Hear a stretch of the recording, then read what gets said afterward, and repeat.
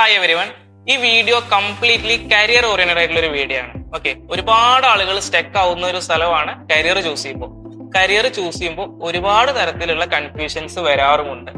അപ്പോൾ ഈ കൺഫ്യൂഷൻസ് വരാനുള്ള കാരണവും ആ ഒരു കൺഫ്യൂഷൻസ് എങ്ങനെ ഒഴിവാക്കാം എന്നുള്ളതുമാണ് നമ്മൾ ഇന്ന് ഈ വീഡിയോയിലൂടെ നോക്കാൻ പോകുന്നത്. നോർമലി +1 അഡ്മിഷൻ എടുത്തിട്ട് ടീച്ചേഴ്സ് ഒക്കെ ചോദിക്കുന്ന ആദ്യത്തെ ഒരു ചോദ്യമുണ്ട്, എന്താണെന്നറിയോ, നിനക്ക് എന്താവാനാണ് ആഗ്രഹം എന്നുള്ളത്.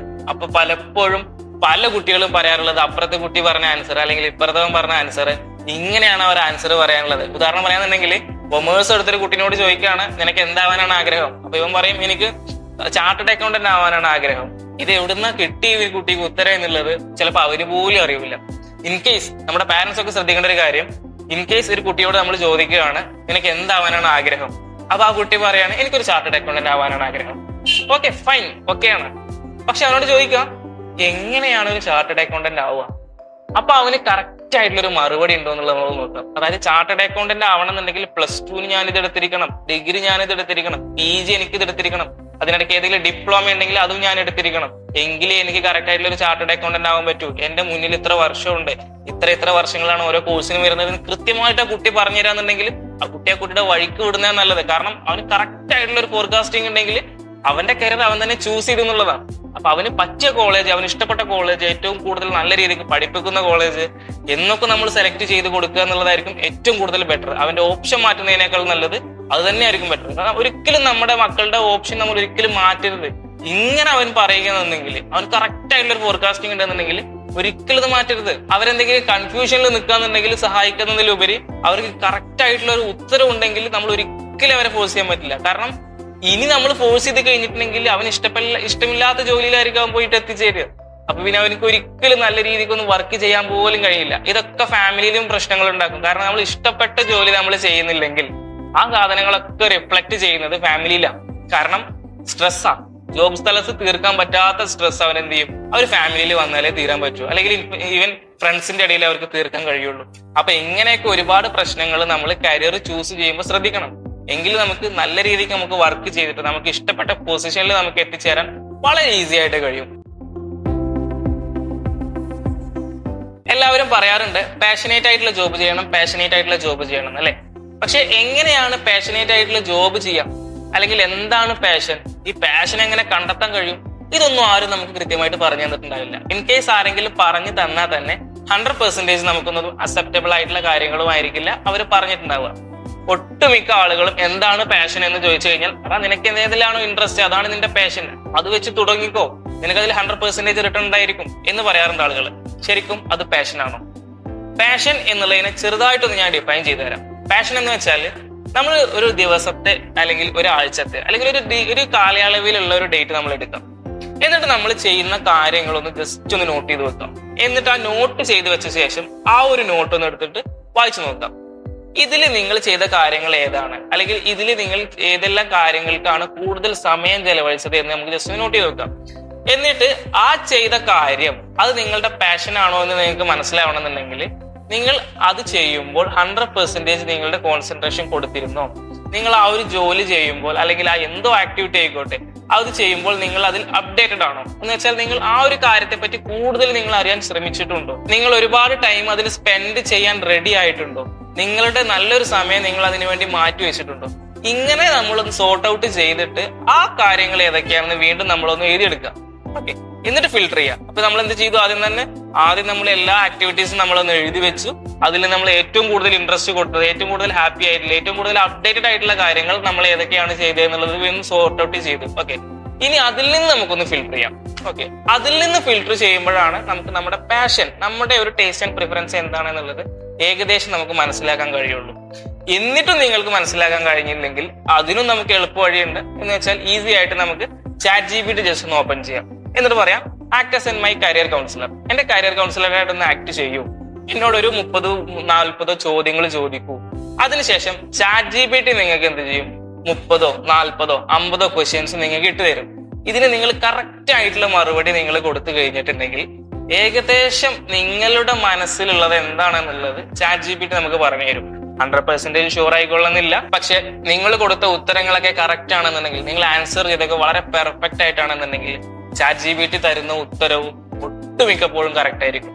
അത് കാണുമ്പോൾ നമുക്ക് മനസ്സിലാവും എന്റെ ഫീൽഡ് ഇതാണ്, അല്ലെങ്കിൽ ഇതായിരിക്കാൻ സാധ്യത വളരെ കൂടുതലാണ്. കാരണം എന്റെ നല്ലൊരു ടൈം ഞാൻ അതിനുവേണ്ടി സ്പെൻഡ് ചെയ്യുന്നുണ്ട്, ഇതിലെനിക്ക് നല്ല അറിവുണ്ട്, ഓക്കെ, നല്ല വെൽ നോളജ്ഡ് ആണ്, അപ്ഡേറ്റഡ് ആയിട്ടുള്ള നോളജ് എന്റെ കയ്യിലുണ്ട്.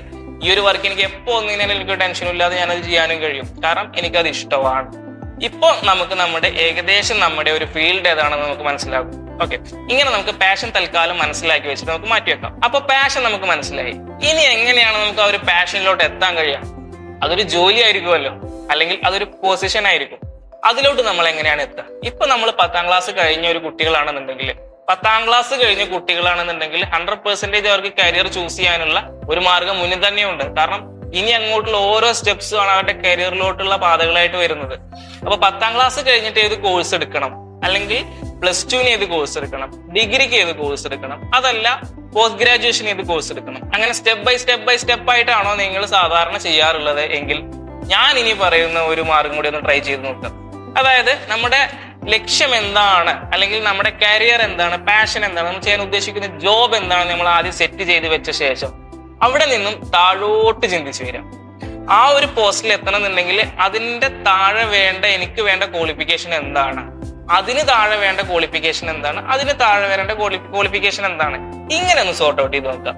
ഞാൻ ഒന്നും കൂടി ഈസി ആയിട്ടൊന്ന് പറഞ്ഞുതരാം. അതായത് ഇപ്പം +2 കഴിഞ്ഞ ശേഷം നമുക്ക് ഡിഗ്രിക്ക് പോകണം അല്ലെ.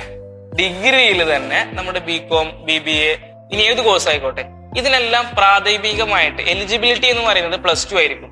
+2 ഏത് സബ്ജക്റ്റ് ആയെന്ന് ചോദിക്കാറുണ്ടാവില്ല, റൈറ്റ്? ഓക്കെ, എല്ലാ സബ്ജക്റ്റിനും അല്ല പറയുന്നത്, ചില സബ്ജക്റ്റിന് മാത്രമല്ല. ഇനി PGക്ക് പോയി കഴിഞ്ഞാൽ എനി ഓഫ് ഡിഗ്രിയിൽ വരുന്ന കുറെ PG അഡ്മിഷൻ കിട്ടാറുണ്ട്. അപ്പൊ നമ്മൾ ഉദ്ദേശിച്ച ഒരു ജോലി കിട്ടണമെന്നുണ്ടെങ്കിൽ ഏതെങ്കിലും PG മതിയോ, അതല്ല സ്പെസിഫൈഡ് ആയിട്ടുള്ള ഒരു PG വേണോ എന്നുള്ളത് നമുക്ക് ഇപ്പൊ തന്നെ ചൂസ് ചെയ്ത് വെക്കാം, കുഴപ്പമില്ല. ഇങ്ങനെ പറയാനുള്ള റീസൺ എന്താന്ന് വെച്ച് കഴിഞ്ഞാല് നമ്മൾ ഉദ്ദേശിച്ച ഒരു ജോലിയിലേക്ക് എത്തണമെന്നുണ്ടെങ്കിൽ ചിലപ്പോൾ നമ്മൾ പഠിച്ച കോഴ്സ് തന്നെ വേണമെന്നൊന്നും നിർബന്ധം ഉണ്ടാവില്ല. എനി ഓഫ് ഡിഗ്രി വെച്ചിട്ട് പോസ്റ്റ് ഗ്രാജുവേഷൻ അഡ്മിഷൻ കിട്ടുന്ന ഒരുപാട് കോഴ്സുകളുണ്ട്. അതുപോലെ any of +2, any of higher secondary subject വെച്ചിട്ട് ഒരുപാട് അഡ്മിഷൻ കിട്ടുന്ന ഡിഗ്രി കോഴ്സുകളുണ്ട്. ഒരു ഉദാഹരണം പറയാന്നുണ്ടെങ്കിൽ MBAക്കാണ് നിങ്ങൾ അഡ്മിഷൻ എടുക്കുന്നത് എങ്കിൽ അതിന് ഒരു പ്രത്യേക ഡിഗ്രി തന്നെ വേണം എന്ന് എവിടെ മെൻഷൻ ചെയ്യുന്നില്ല. അതിന് അക്സെപ്റ്റബിൾ ആയിട്ടുള്ള ഒരുപാട് ഡിഗ്രികൾ വേറെയുണ്ട്. ഓക്കെ, അതുപോലെ തന്നെ +2 നമ്മൾ ഏതാണ് ചൂസ് ചെയ്യുന്നത് അത് ബേസ് ചെയ്തിട്ട് തന്നെ നമ്മൾ ഡിഗ്രി ചൂസ് ചെയ്യണമെന്നില്ല. കാരണം ഡിഗ്രി നമ്മൾ ഏതാണ് ചൂസ് ചെയ്യാൻ കരുതിയത് ആ സാധനം +2 സയൻസ് തന്നെ വേണമെന്ന് ചിലപ്പോൾ നിർബന്ധം ഉണ്ടാവില്ല, +2 കോമേഴ്സ് തന്നെ വേണമെന്ന് നിർബന്ധം ഉണ്ടാവില്ല, +2 ഹ്യൂമാനിറ്റീസ് വേണമെന്ന് നിർബന്ധം ഉണ്ടാവില്ല. അപ്പോ നമ്മൾ ചൂസ് ചെയ്യാം ഏതിന് ശേഷം എന്നുള്ളതിന് പകരം ഏതാണോ വേണ്ടത് അതിന് താഴോട്ട് നിങ്ങൾ ചിന്തിച്ചു കൊടുക്കുക. ഇതിന്റെ ഒരു ഉപയോഗം ജസ്റ്റ് ഒന്ന് പറഞ്ഞുതരാം. അതായത് നമുക്ക് +2 ബേസ് ചെയ്തിട്ടുള്ള ഒരുപാട് ജോലികൾ കിട്ടാറുണ്ട്. ഓക്കെ, അതുപോലെ ഡിഗ്രി ബേസ് ചെയ്തിട്ട് ഒരുപാട് ജോലികൾ കിട്ടാറുണ്ട്, പോസ്റ്റ് ഗ്രാജുവേഷൻ വെച്ചിട്ടും ഒരുപാട് ജോലികൾ കിട്ടാറുണ്ട്. നമ്മൾ ഉദ്ദേശിച്ച ഒരു സാധനം കറക്റ്റ് ടൈമിൽ ആ സാധനം നമുക്ക് കിട്ടിയില്ലെങ്കിൽ നമുക്കൊരു ടെൻഷൻ ഉണ്ടാവില്ല. കാരണം അതിന് തൊട്ട് താഴെ നമ്മൾ തന്നെ മൈൻഡിൽ കാൽക്കുലേറ്റ് ചെയ്ത് വെച്ച ജോബ് നമുക്ക് കിട്ടാൻ സാധ്യതയുണ്ട്. കാരണം നമ്മുടെ ഡിഗ്രി അതായിരുന്നു. ഓക്കെ, അത് മാത്രമല്ല ഇനി +2 ആണെന്നുണ്ടെങ്കിൽ +2 അതായിരുന്നു. അപ്പൊ നമുക്ക് പ്രശ്നം വരുന്നില്ല. ഇൻ കേസ് നമ്മൾ അതിനോട്ട് എത്തിയില്ലെങ്കിൽ എന്തെങ്കിലും കാരണത്താൽ എന്തെങ്കിലും ബുദ്ധിമുട്ട് വന്നു കഴിഞ്ഞാൽ പോലും നമുക്കതൊരു ബുദ്ധിമുട്ടായിട്ട് ഫീൽ ചെയ്യില്ല. കാരണം ഞാനിത് ആൾറെഡി കാൽക്കുലേറ്റ് ചെയ്ത് വെച്ചിട്ടുണ്ട്. എനിക്ക് ഈ ജോലി കിട്ടിയിട്ടില്ല എന്നുണ്ടെങ്കിൽ എന്റെ പ്രീവിയസ് ക്വാളിഫിക്കേഷൻ വെച്ചിട്ട് എനിക്ക് മറ്റു ജോബ് ചെയ്യാൻ കഴിയും, അല്ലെങ്കിൽ മറ്റൊരു പഠനത്തിന് എനിക്ക് പോകാൻ കഴിയും. അപ്പൊ ഇങ്ങനെ നമ്മൾ കരിയർ ചൂസ് ചെയ്യാന്നുണ്ടെങ്കിൽ വളരെ യൂസ്ഫുൾ ആയിരിക്കും. അപ്പോൾ കരിയർ ചൂസ് ചെയ്യാന്നുള്ളത് വളരെ ബുദ്ധിമുട്ടുള്ള ഒരു കാര്യമൊന്നുമല്ല. ഇതിന് പ്രത്യേകിച്ച് വേണ്ടതെന്ന് വെച്ചാൽ നമ്മൾ കുറച്ച് ടൈം അതിന് വേണ്ടിയിട്ട് സ്പെൻഡ് ചെയ്യണം എന്നുള്ളതാണ്. നമ്മൾ നേരത്തെ പറഞ്ഞതുപോലെ തന്നെ നമ്മുടെ ഡെയിലി ആക്ടിവിറ്റീസ്, നമ്മുടെ വീക്ക്ലി ആക്ടിവിറ്റീസ്, അല്ലെങ്കിൽ നമ്മൾ ഒരുപാട് ടൈം ഏതിനാണോ സ്പെൻഡ് ചെയ്യുന്നത് ഇത് ജസ്റ്റ് നമ്മളൊന്ന് കാൽക്കുലേറ്റ് ചെയ്ത് വെക്കുക, ജസ്റ്റ് ഒന്ന് നോട്ട് ചെയ്ത് വെക്കുക. എങ്കിലും നമുക്ക് തന്നെ മനസ്സിലാവുള്ളൂ എനിക്ക് ഏതിലാണ് താല്പര്യം എന്നുള്ളത്. നമ്മൾ സാധാരണ ഫോണിലേക്ക് എടുത്ത് നോക്കാറുണ്ട് ഏറ്റവും കൂടുതൽ യൂസ് ചെയ്ത ആപ്ലിക്കേഷൻ ഏതാണെന്നുള്ളത്. അത് നോക്കിയാൽ മനസ്സിലാവും ഏറ്റവും കൂടുതൽ നമ്മൾ ടൈം സ്പെൻഡ് ചെയ്തത് ഏതിനകത്താന്നുള്ളത്. അതിനർത്ഥം നമ്മൾ അതിനോട് കൂടുതൽ ഇൻട്രസ്റ്റഡ് ആയിട്ടും കൊണ്ടാണ്, റൈറ്റ്? അതുപോലെ തന്നെ നമ്മൾ ഏത് ആക്ടിവിറ്റി ചെയ്യുമ്പോഴാണോ നമുക്ക് കൂടുതൽ ഇൻട്രസ്റ്റ് ഉള്ളത്, കൂടുതൽ അപ്ഡേറ്റഡ് ആയിട്ട് നമ്മൾ ചിന്തിച്ചുകൊണ്ടിരിക്കുന്നത്, ആ സാധനത്തിലോട്ട് നമ്മൾ നമ്മുടെ കോൺസെൻട്രേഷൻ കൊടുത്തു കഴിഞ്ഞാൽ നമുക്ക് മനസ്സിലാവും നമ്മുടെ പാഷൻ ഏതാന്നുള്ളത്. നമുക്ക് ആ സാധനം ചെയ്യുമ്പോൾ സന്തോഷം കിട്ടുന്നുണ്ടെങ്കിൽ ആ തരത്തിലുള്ള ഒരു ജോലി ചെയ്യുമ്പോൾ നമുക്ക് സന്തോഷം കിട്ടില്ലേ? നമ്മൾ പറയാറുണ്ട് ഏത് ജോലിയാണെങ്കിലും അതിന് സ്ട്രെസ് ഉണ്ടാവും എന്നൊക്കെ പറയാറുണ്ട്. പക്ഷെ ആ സ്ട്രെസ് എങ്ങനെ മാനേജ് ചെയ്യും എന്നുള്ളതാണ് അവിടെയാണ് പ്രാധാന്യം. നമുക്ക് ഇഷ്ടമില്ലാത്തൊരു ജോലിയിൽ നമ്മൾ ഒരുപാട് സ്ട്രെസ് എടുത്ത് ജോലി ചെയ്യാന്നുണ്ടെങ്കിൽ, അല്ലെങ്കിൽ നമ്മൾ ഇഷ്ടമില്ലാത്തൊരു ജോലിയാണെങ്കിൽ അതിൽ കിട്ടുന്ന ചെറിയ ചെറിയ സ്ട്രെസ് പോലും നമുക്ക് ഭയങ്കര വലിയ സ്ട്രെസ് ആയിട്ട് ഫീൽ ചെയ്യാറുണ്ട്. അതിന് റീസൺ എന്താണെന്നറിയും? നമ്മളതിന് റെഡി അല്ല ഒരു ജോലി ചെയ്യാൻ വേണ്ടിയിട്ട്. നമുക്ക് ഇഷ്ടമില്ലാത്ത സാധനം നമ്മൾ ചെയ്തുകൊണ്ടിരിക്കുന്നത്. അതുകൊണ്ടാണ് ആ ഒരു സ്ട്രെസ് നമുക്ക് വലിയ സ്ട്രെസ് ആയിട്ട് തോന്നുന്നത്. ഇൻ കേസ് നിങ്ങൾ ഇഷ്ടമുട്ട ഒരു ജോലിയാണ് ചെയ്യുന്നതെന്ന് ഇരിക്കുള്ളൂ, അതിൽ നിങ്ങൾക്ക് വലിയ സ്ട്രെസ് കഴിഞ്ഞാൽ നിങ്ങൾക്ക് അതിന് കറക്റ്റ് ആയിട്ട് ഡീൽ ചെയ്യാനുള്ള സ്കിൽ ഉണ്ടായിരിക്കും. കാരണം നിങ്ങൾ അത് ഇഷ്ടപ്പെട്ട് ചെയ്യുന്ന ജോലിയാണ്, നിങ്ങൾ അതിൽ ഒരുപാട് അപ്ഡേറ്റഡ് ആണ്. അപ്പൊ നിങ്ങൾക്ക് ഒരുപാട് ടൈം നിങ്ങൾക്ക് അതിനോട് സ്പെൻഡ് ചെയ്യാൻ നിങ്ങൾക്ക് താല്പര്യം ഉള്ളത് കൊണ്ട് തന്നെ നിങ്ങൾക്ക് ആ ഒരു സ്ട്രെസ് വലിയ രീതിക്കുള്ള സ്ട്രെസ് ആയിട്ട് നിങ്ങൾക്ക് തോന്നുകയുമില്ല. അപ്പൊ ഇത്രയേ ഉള്ളൂ ഈ വീഡിയോ എന്ന് പറയുന്നത്. അപ്പൊ കരിയർ ചൂസ് ചെയ്യുക എന്നുള്ളത് ഭയങ്കര റിസ്ക് ആയിട്ടുള്ള കാര്യമില്ല എന്ന് നമുക്ക് മനസ്സിലായി. ചെറിയ കാര്യങ്ങൾ നമ്മൾ ശ്രദ്ധിച്ചു കഴിഞ്ഞാൽ നമുക്ക് മനസ്സിലാക്കാൻ പറ്റുമെന്ന് നമുക്ക് മനസ്സിലായി. ഇത് മാത്രമല്ല, ഇത് നമുക്ക് വീട്ടിലിരുന്ന് ചെയ്യാൻ പറ്റുന്ന ചെറിയൊരു ആക്ടിവിറ്റി ആയിട്ടാണ്, അല്ലെങ്കിൽ ഒരു ആപ്റ്റിറ്റ്യൂഡ് സെൽഫ് ആപ്റ്റിറ്റ്യൂഡ് ടെസ്റ്റ് പോലത്തെ ഒരു സാധനമാണ് ഞാൻ നിങ്ങളോട് പറഞ്ഞു തന്നത്. ഇതല്ലാണ്ട് നിങ്ങൾ കറക്റ്റ് ആയിട്ടുള്ള ഒരു കരിയർ കൗൺസിലറെ പോയി മീറ്റ് ചെയ്യാന്നുണ്ടെങ്കിൽ അദ്ദേഹം എന്ത് ചെയ്യും, നിങ്ങൾ കറക്റ്റ് ആയിട്ടുള്ള ഒരു ആപ്റ്റിറ്റ്യൂഡ് ടെസ്റ്റ് നടത്തി തരും. നിങ്ങളുടെ താല്പര്യം ഏതിലാണെന്ന് ഒരുപാട് സൈക്കോമെട്രിക് ടെസ്റ്റിലൂടെയൊക്കെ നിങ്ങളെ മനസ്സിലാക്കി തരും. അവർ ടെസ്റ്റ് ചെയ്യും, അതിനുശേഷം നമുക്ക് പറഞ്ഞു തരും, മനസ്സിലാക്കി തരും നിനക്ക് ഇന്ന കാര്യത്തിൽ നിനക്ക് ഇൻട്രസ്റ്റ് ഉണ്ട്, ഓക്കെ, നിന്റെ ആപ്റ്റിറ്റ്യൂഡ് ഇങ്ങനെയാണ് കാണിക്കുന്നത്, നീ ഒരു ഈ ഫീൽഡിലോട്ട് പോയി കഴിഞ്ഞാൽ നല്ല സാധ്യതയുണ്ട്, നിന്റെ ഒരുപാട് വിജയങ്ങൾക്ക് സാധ്യതയുണ്ട്. അപ്പൊ ആ ഒരു കരിയർ കൗൺസിലിംഗ് എന്ന് പറയുന്നത് ചെറിയൊരു കാര്യമല്ല. കാരണം നമ്മൾ എന്താണെന്നുള്ളത്, നമ്മുടെ ആപ്റ്റിറ്റ്യൂഡ് എന്താണെന്നുള്ളത് കൃത്യമായിട്ട് തന്നെ നമുക്ക് മനസ്സിലാക്കി തരികയാണ് അവർ ചെയ്യുന്നത്.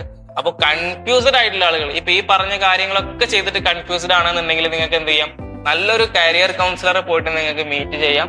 അദ്ദേഹം കൃത്യമായിട്ട് നിങ്ങളെ ആപ്റ്റിറ്റ്യൂഡ് നിങ്ങൾക്ക് പറഞ്ഞു തരുന്നതായിരിക്കും. ഇതിന് ഒരുപാട് ഓൺലൈൻ സൈറ്റുകളുണ്ട്, ജസ്റ്റ് നിങ്ങളൊന്ന് ഗൂഗിൾ ചെയ്ത് നോക്കിക്കഴിഞ്ഞാൽ തന്നെ നിങ്ങൾക്ക് മനസ്സിലാവും. അപ്പൊ കൂടുതൽ ഇത്തരത്തിലുള്ള വീഡിയോസുമായിട്ട് വരുന്നത് വരെ നിങ്ങൾ വെയിറ്റ് ചെയ്യുക. നിങ്ങൾക്ക് എന്തെങ്കിലും അഭിപ്രായങ്ങളോ എന്തെങ്കിലും നിർദ്ദേശങ്ങളോ തരാനുണ്ടെങ്കിൽ നിങ്ങൾക്ക് താഴെ കമന്റ് ആയിട്ട് രേഖപ്പെടുത്താവുന്നതാണ്. അപ്പോൾ വീഡിയോ കണ്ടതിന് എല്ലാവർക്കും നന്ദി. Thank you.